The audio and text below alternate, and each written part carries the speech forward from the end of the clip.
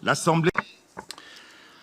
The Assembly will hear an address by His Majesty King Willem-Alexander of the Netherlands. I request protocol to escort His Majesty.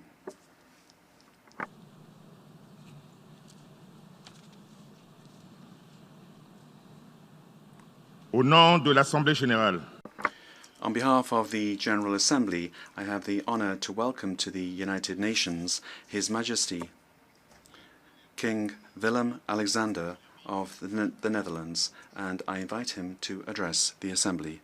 Your Majesty.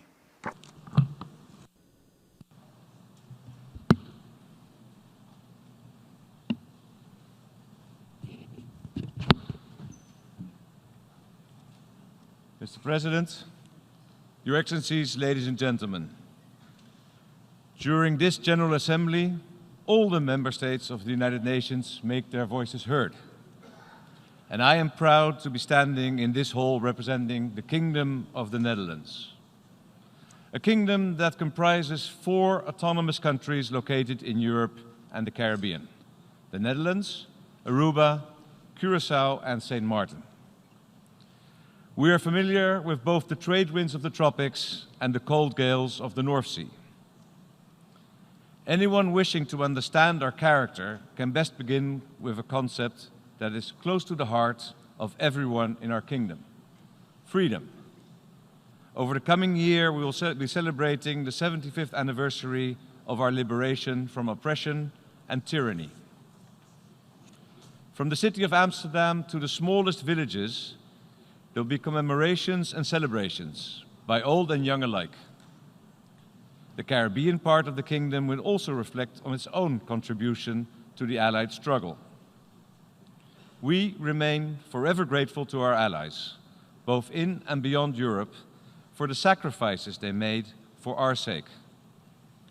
This collective remembrance still moves and inspires us today. For our kingdom, freedom is bound up with cooperation with other countries, based on equality, justice, honest relations, and international law.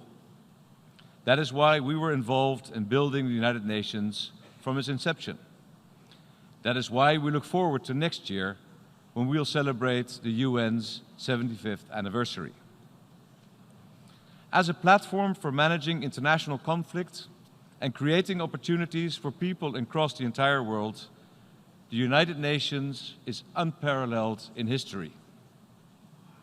We believe in multilateral cooperation. The Kingdom of the Netherlands is convinced that close collaboration within a broad-based partnership of states offers the best guarantee of freedom, security, and prosperity for all. The fight against poverty and inequality is the best served by joining forces at international level. We believe it is vital to express that clearly here at the General Assembly, given the pressure this cooperation is under. We should cherish the multilateral system and its international agreements and rules as a precious achievement. Let us appreciate the value of what has been carefully built over many years. Let us acknowledge that we need each other, just as we did 75 years ago. In fact, we need each other more than ever. The future we want, the UN we need, is the motto of next year's session. A motto that offers plenty of food for thought. What kind of future do we want? Anyone who asks their children that question will get a clear answer. Our young people want a fair, clean, and sustainable world. A world that gives them the freedom to develop as individuals and discover who they are. A world where no one is left behind and where no one has to fear violence, want, or oppression.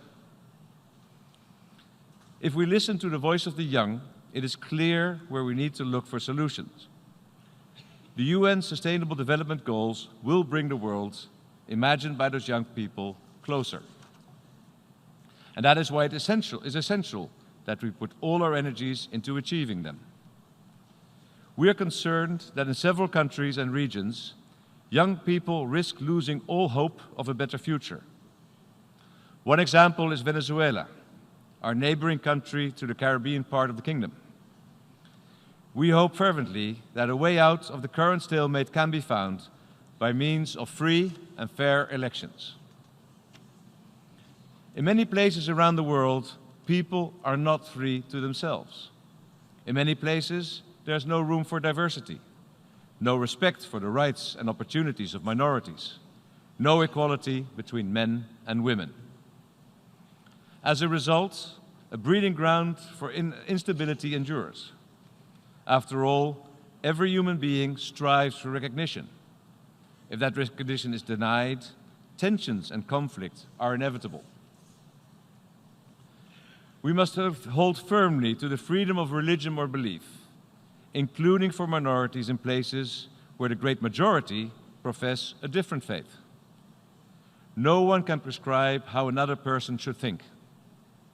Christians, Muslims, Hindus, Jews, and people without religious convictions should be able everywhere to follow their own conscience in peace.